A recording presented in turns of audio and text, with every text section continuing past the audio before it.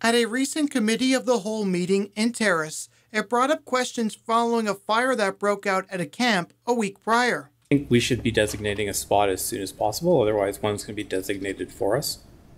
And we're going to be still stuck with all those costs at a location that's not of our choosing. And I think if we have a location of our choosing, we can mitigate some of those costs by looking at.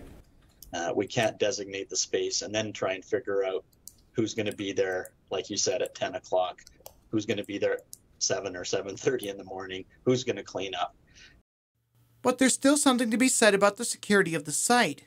Accommodating this could easily be $100,000 plus, possibly for the city. Maybe very difficult too to find those staff, to find security personnel, even contract security. There's not a lot, available on short notice. I can't afford to do that. Well, look what it costs us now. If we don't address the root problems, and we're just trying to pour water into this bucket with a big hole in it, and it's been happening for the last decade and just growing worse and worse.